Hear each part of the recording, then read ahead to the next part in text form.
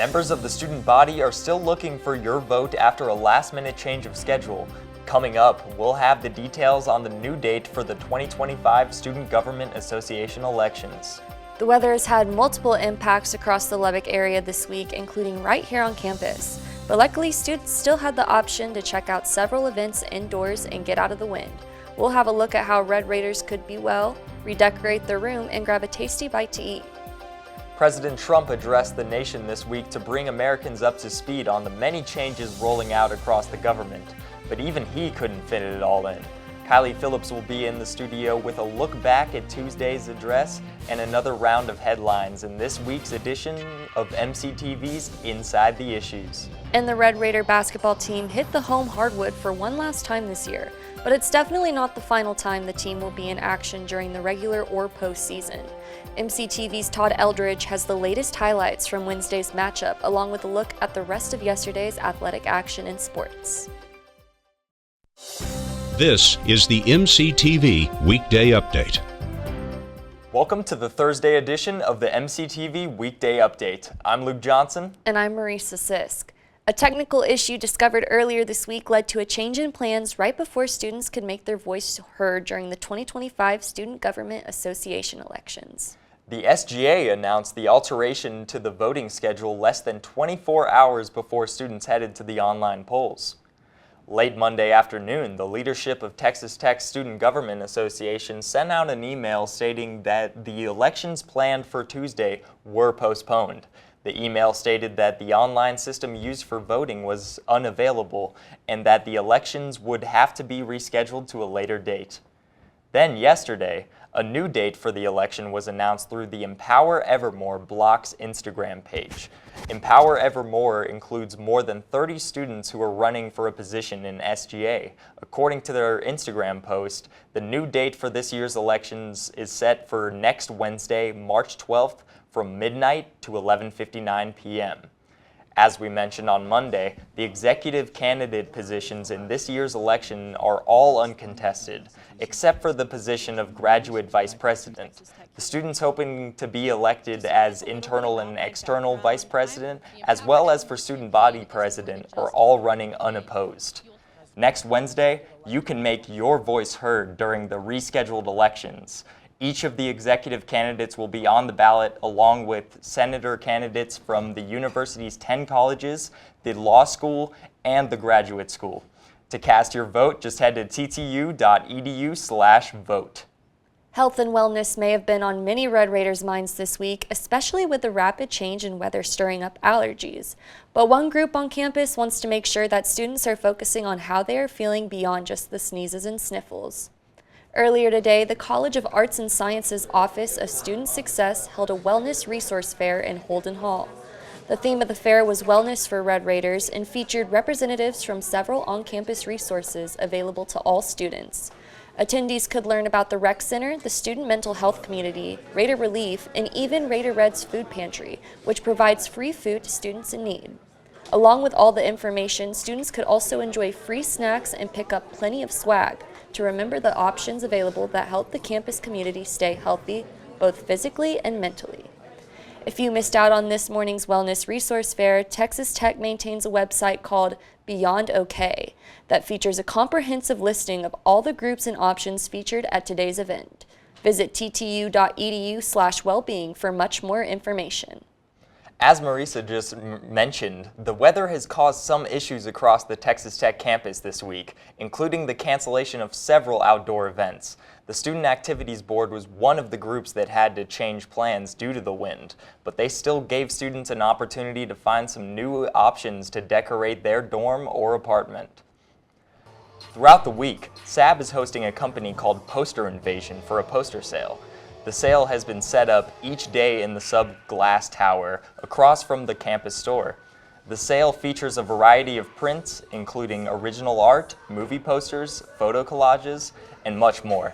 Most of the posters were available to view in large books, featuring multiple prints. The sale also included frames and postcards.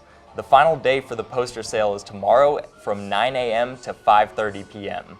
But if you aren't able to make it, SAB plans to bring back Poster Invasion for another sale next school year. And for a listing of all of the Student Activities Board's fun and free events and activities for the rest of the spring semester, visit sab.ttu.edu and click on the activity calendar. As you know by now, the weather has caused trouble for students heading to classes across campus this week. High winds, a roller coaster of temperatures, and even some rain have all been a part of this week's forecast. Yesterday, the Lubbock area escaped the crazy weather to enjoy a day of sunshine and mild temperatures, but Tuesday was a different story.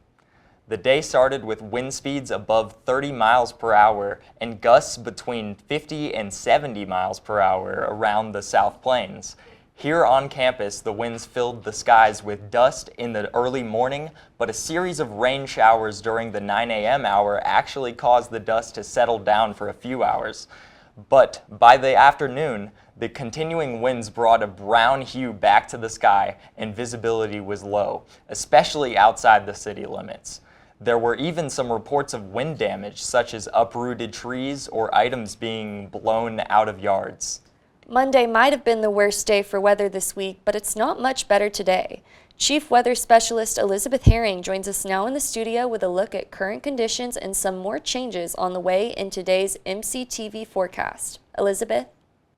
We finally saw a relief from some of that wind yesterday. However, it is back today. Pretty breezy as students are heading to a class, bringing up some more of that dust that we saw on Tuesday. Unfortunately, and there was no rain this morning to counteract that at all. Around 20 miles per hour and higher as we look throughout the South Plains, causing that red flag warning in some areas, especially here in Lubbock. Winds right now 26 in Lubbock, lower 30s in some areas, and that's going to die down a little bit as we head into tonight. And then by tomorrow morning, it'll be much lower, 19 miles per hour in Lubbock. And then as we head into tomorrow, it's going to fluctuate as we head into our weekend, and then finally kind of settle itself off as we head into the end of our weekend.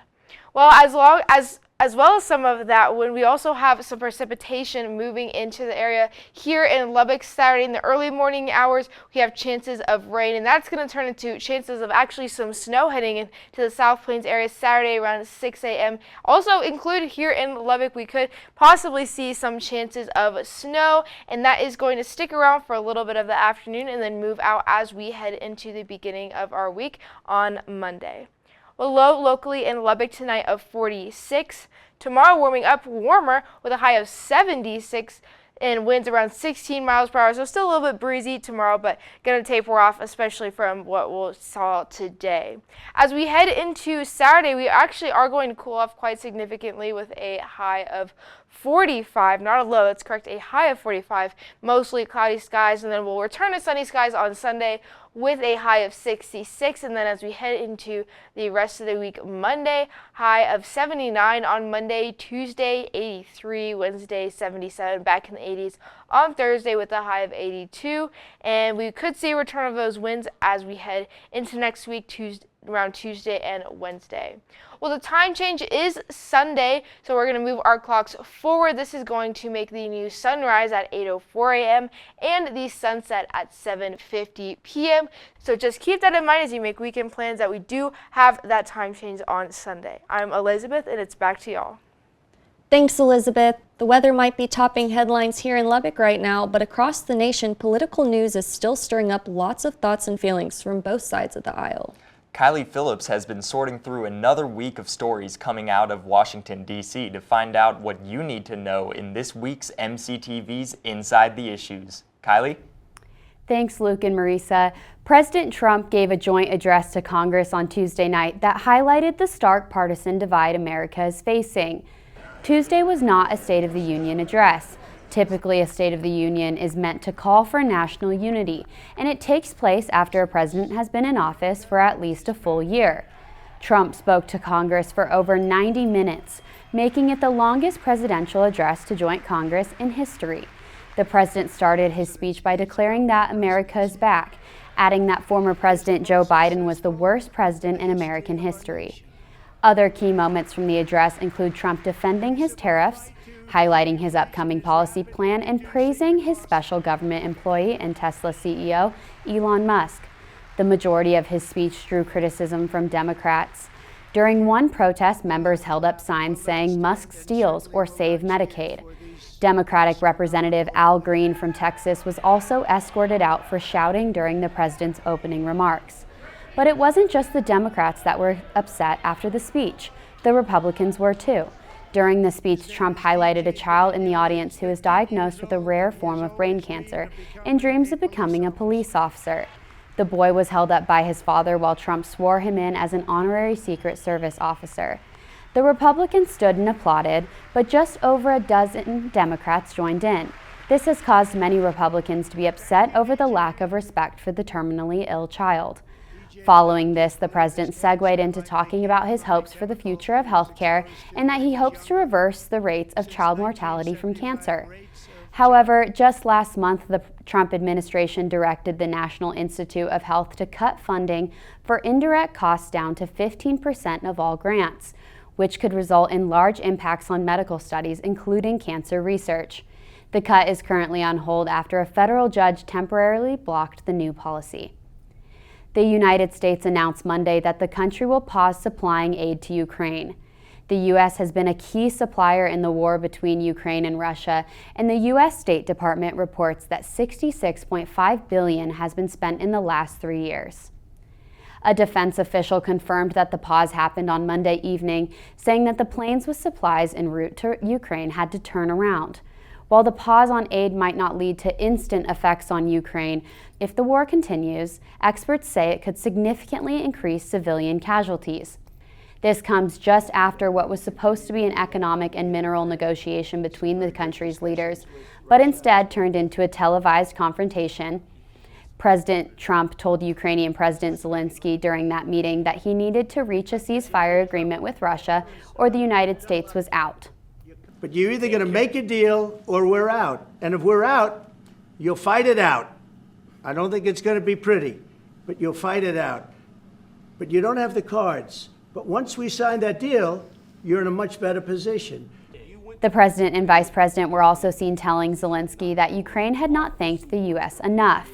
The meeting ended with obvious tensions between the U.S. and Ukraine and without the mineral deal being signed by the countries. However, Ukrainian officials have since indicated that they would still be willing to sign it. President Trump has launched what's being referred to as a trade war on the United States' 3 biggest trade partners. On Tuesday, President Trump imposed a 25% tariff on Mexican and Canadian imports, as well as doubled the tariff on Chinese products to 20%. The countries have began retaliating on these American tariffs, starting with Beijing adding tariffs up to 15% on the United States farm exports. Canadian Prime Minister Trudeau said that Canada would be increasing tariffs over the next 21 days on over $100 billion worth of American goods. The United States launched a trade war against Canada, their closest partner and ally, their closest friend. At the same time, they're talking about working positively with Russia, appeasing Vladimir Putin, a lying, murderous dictator. Make that make sense. The U.S. Commerce Secretary said that the U.S., Canada, and Mexico would reach a compromise yesterday. Mexican President Sheinbaum said Mexico will respond to the tariffs with its own retaliatory tariffs. However, those aren't set to be announced until Sunday. On Tuesday night, a Texas congressman passed away from health complications.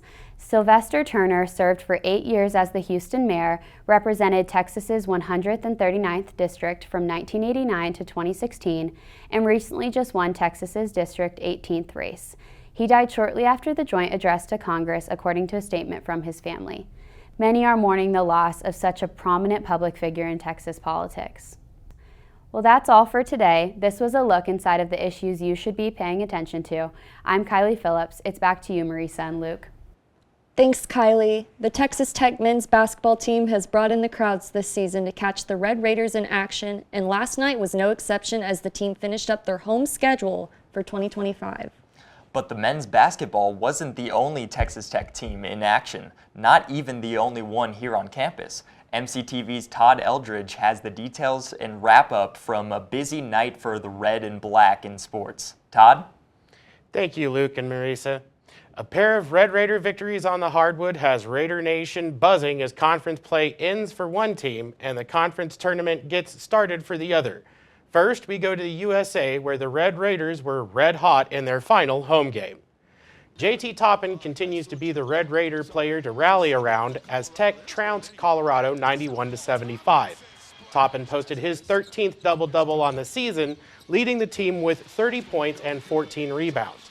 This is Toppin's third 30 or more point effort, making him the first Red Raider to do so since Keenan Evans in the 2017-2018 season. The Red Raiders also tied the school record for three-pointers for the third time this season with 16 made. While Toppin continues to shine brightest, the Red Raiders are coming together to play their best basketball as tournament play begins. Coach McCaslin with more. Our team did share the ball well tonight. We didn't turn it over, and we put ourselves in position to win the game and got out of it without really any significant injuries. So that's a win. The team's final regular season matchup will be in Tempe, Arizona this Saturday at 7 p.m. as the Red Raiders take on Arizona State. That game will be on ESPN. The Lady Raiders began Big 12 tournament play last night by knocking off the Jayhawks in Kansas City 57-53. Maupin, Shavers, and Fritz led the way for the Lady Raiders as all three scored in double figures. The Lady Raider defense was the big story in the game, out-rebounding Kansas 37-24 and forced 15 Jayhawk turnovers. Tech was in charge for the majority of the contest until Kansas came back within one possession. Then clutch free throws from Maupin in the final period helped Tech seal the win. Up next, the Lady Raiders take on number 6 seed Utah tonight at 8 p.m., and that game will be aired on ESPN+. The Red Raider baseball team got a much-needed win at Danlaw Field last night as a gem on the mound from Tyler Boudreau gave Tech pitching a glimmer of hope. It has been more than a rocky start to their season for the Red Raider baseball team, but Tech finally got a complete game that they had been looking for as they beat UC San Diego 13-1. Tyler Boudreau tossed 6 scoreless innings for Tech, not even allowing a hit until late in the 5th inning. Red Raider bats saw some signs of life as the combination of TJ Pompey and Robin Villanueva hit 6 for 8 with 6 RBIs and 1 home run each. Coach Tadlock on the wind. I mean, obviously, all starts with Boudreau. I mean, he kind of went out and set the tone, and really good performance by him. Thought he threw the ball really well, and that formula works every day of the week for sure. I mean, when you start pitching like that, you play defense, put good at bats together. That's kind of what you're looking for. The Red Raiders will close up non-conference play this weekend when they travel to Arizona to play Grand Canyon University. It'll be a 3-game series starting Friday night at 7 p.m., and you can stream the game with ESPN+. While it has been a rough start for baseball, softball has gotten off to a tremendous start and has been ranked with the team's highest initial ranking since 2020. The Red Raiders softball team has been ranked number 17 in the RPI, the highest the team has started a season in at least 5 years. They are number 18 with D1 softball, number 16 in the NFCA and Softball America polls, and number 15 from USA Softball. Tech softball will have a big opportunity to prove themselves as conference play begins against Oklahoma State in a 3-game series. The first pitch for Friday night is at 6 p.m. at Rocky Johnson Field. You can cheer the team on in person or watch on ESPN+. There is a ton of action for Red Raider sports this weekend, so be sure to tune in Monday to catch up on all the results. For now, I'm Todd, your resident non-trad sports nut, and it's back to you, Marissa. Thanks, Todd. If you were headed out to one of the games here on campus last night, you might have only had time to grab lunch earlier in the day before cheering on the Red Raiders. And like every Wednesday during the semester, the campus community had the opportunity to try some great food, while also supporting fellow Red Raiders. Once a week, local food trucks move into Memorial Circle during the lunch hours for the Food Truck Festival. The event gives Tech students an opportunity to eat local, support the Office of Orientation Services, and enjoy some off-campus food without having to leave campus between classes. The weekly Food Truck Festival has become a bit of a campus tradition, and vendors are grateful for the opportunity. Allows us to donate some of our proceeds to Red Raider Orientation, Red Raider Camp. They've been a huge part of helping food trucks stay consistent with their schedule, so we're here a couple times out of the month for those approved vendors on campus. It helps me out tremendously. Huge social media for the Instagrammers. You know, we have tons of students who, you know, eat from the truck. You know, they love it, they follow it. And not only that, they chase us around town, not only on campus. So it just kind of gives us more increase in revenue and kind of get my name out. You can swing by Memorial Circle every Wednesday from 10 a.m. until 2 p.m. to try out great local food like Mijo's Tex-Mex. A portion of Food Truck Wednesday's proceeds sponsor Red Raider Camp, a chance for new students to learn about the university while forming lifelong relationships. The next Food Truck Festival is scheduled for next Wednesday, March 12th, and then again after spring break on March 26th. So Maresa, have you had a chance to check out any of the weekly food truck festival things going on in the Memorial Circle? Unfortunately, I haven't because I don't have enough money for that, but once I get more money, I guess I should try it. There you go. Well, that's all we have for today's edition of the MCTV Weekday Update. Thanks so much for joining us, and be sure to check ttuhub.net every day for more news. We'll see you next week.